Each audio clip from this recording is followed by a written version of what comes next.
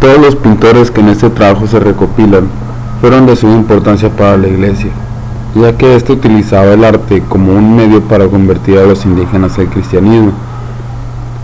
Las técnicas empleadas por los artistas novohispanos del siglo XVII han sido preocupación de los historiadores del arte, pero poco se sabe de ellas, pues eran comunicadas principalmente en forma oral y práctica, en los talleres de los gremios, a los que solo tenían acceso personas iniciadas en el arte. Por otro lado, la casa de contratación, en Sevilla, era muy cuidadosa al permitir el paso de personas a la Nueva España conocedoras de cada oficio. Por ello, los pintores que vinieron, si no gozaban de gran fama, si habían sido examinados por el gremio, lo que garantizaba sus habilidades. En cuanto a materiales, empleaban los que importaban de la península, a los cuales se agregaron algunos producidos en la Nueva España, como el carbón de cochinilla, los óxidos de hierro, el bermellón y el añil.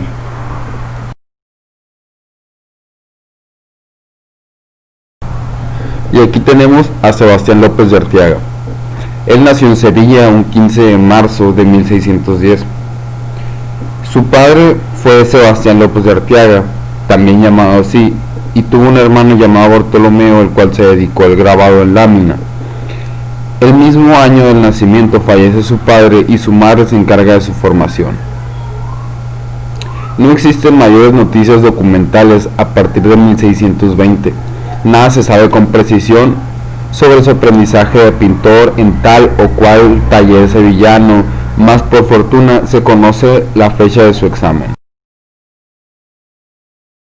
En 1638, el artista se encuentra abandonando Sevilla y encontrándose en Cádiz, en donde toma incluso aprendices en el puerto de Valcrase. En 1640, con destino hacia la Nueva España, nada se sabe de quién la acompañaba y qué trae consigo. No obstante, es posible que trajera entre sus pertenencias las cosas para su trabajo y tal vez algunos cuadros no forzosamente hechos por él. De tiempo atrás se tiene la creencia de que Sebastián López de Arteaga debió haber trabajado como ayudante de Francisco de Zurbarán en su importante taller sevillano. Asentado en la capital del virreinato, Sebastián López de Arteaga se declaró a la práctica de su arte. La primera noticia que se conoce sobre sus actividades corresponde a 1642 y está relacionada con una portada real que el gobierno de la ciudad erigió con motivo de arribo del virrey García Sarmiento de Sotomayor, donde le encargaron 13 lienzos que contenían diversas escenas del mito de Prometeo. Entre sus cuadros destacan la incredulidad de Santo Tomás, los desposorios de la Virgen y el crucificado. Luis Juárez. Luis Juárez de Alcaudete fue uno de los primeros pintores barrocos novohispanos del siglo XVII, uno de los artistas más fecundos y prominentes del primer tercio del siglo. Se desconoce su lugar de nacimiento. Se presume que nació en Alcaudete, Andalucía, dado su apellido. Se cree que es perteneciente al municipio de Alcaudete. Desde 1615 empezó a pintar retablos. Entre algunos de los retablos que hizo se encuentran el del mayor de los jesuitas de Zacatecas, el de la iglesia de San José de las Carmelitas Descalzas, y finalizó el retablo de la iglesia de las monjas de Jesús María. Su estilo está asociado con Baltasar de Echave Orio y Alonso Vázquez.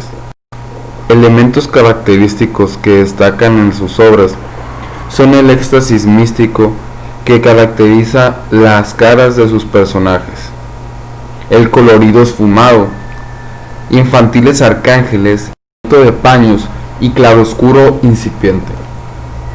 Existe un contrato en el Archivo General de la Nación en el que Luis Juárez se comprometía a pintar 24 lienzos con escenas de la vida de Santa Teresa.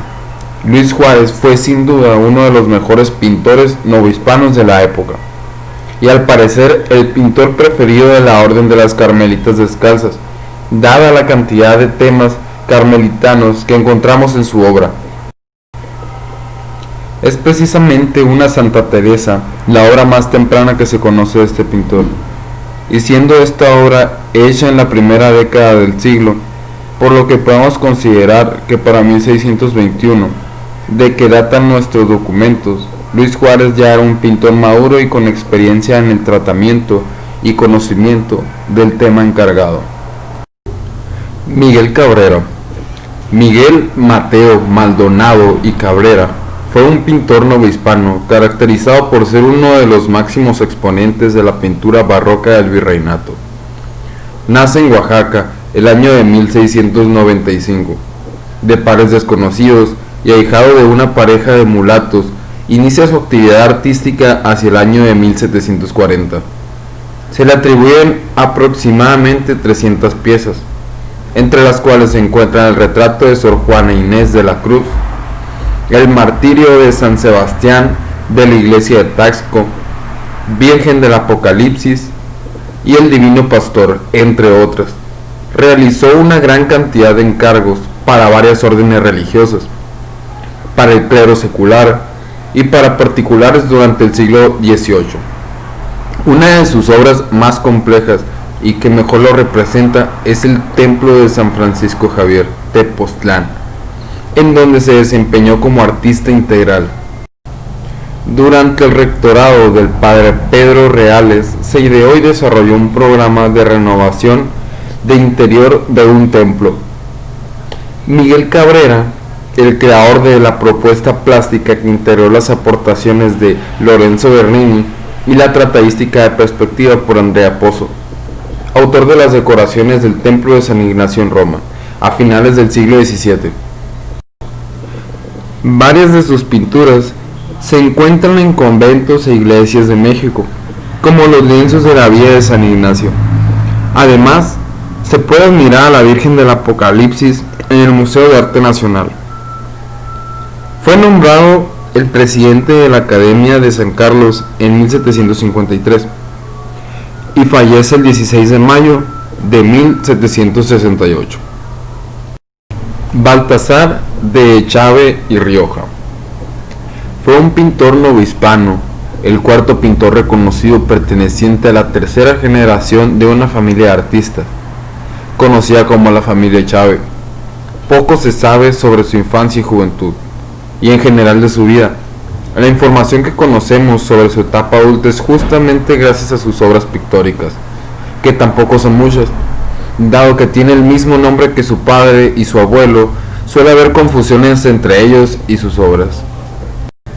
Se han considerado como sus obras más importantes los dos lienzos de la Catedral de Puebla, en donde se representa la iglesia militante y la iglesia triunfante. La fuente de estas obras son dos estampas que posiblemente son derivadas de la obra de Rubens. Posiblemente Echave Rioja pudo haber tenido contacto con el estilo imperante europeo a través de los grabados y pinturas firmadas por Zurbarán, Murillo y algunos pintores flamencos que arribaron a la Nueva España. Baltasar de Echave y Rioja ayudó a introducir sorprendentes efectos de textura en la pintura de la Nueva España. Asimismo, el realismo y el claroscuro del arte novohispano adquirieron la exuberancia y coloración del maestro Rubens. Juan Correa. Juan Correa fue un pintor de la Nueva España, uno de los artistas más destacados del barroco virreinal. Su madre era afrodescendiente y su padre mulato de piel oscura. Su pintura abarca tanto temas profanos así como religiosos. Se considera una de las mejores obras la Asunción de la Virgen de la Catedral Metropolitana de la Ciudad de México. Varias de sus obras de tema guadalupano llegaron a España en Málaga. Existe una colección interesante en el museo de este pintor con pinturas relacionadas con la Virgen María. También pintó temas guadalupanos en Roma. La actividad de Juan Correa puede situarse entre 1667 y 1716. En 1668, dos catedrales en la iglesia de San Pedro y San Pablo, uno en el que se encuentra asociado al maestro Tomás Juárez, arquitecto ensamblador, y el dorador Alonso de Jerez, y en otro que realiza al lado de Juan Montero, ensamblador, y Andrés Fuentes, dorador.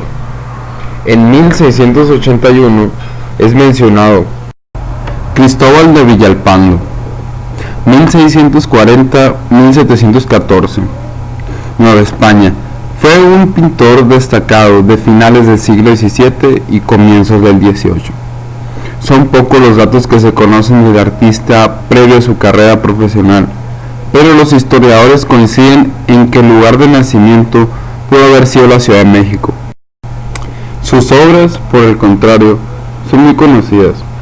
Su primer trabajo data de 1675 y fue realizado para una iglesia en Puebla, aunque su rol más importante lo llevó a cabo varias pinturas para la Catedral de México.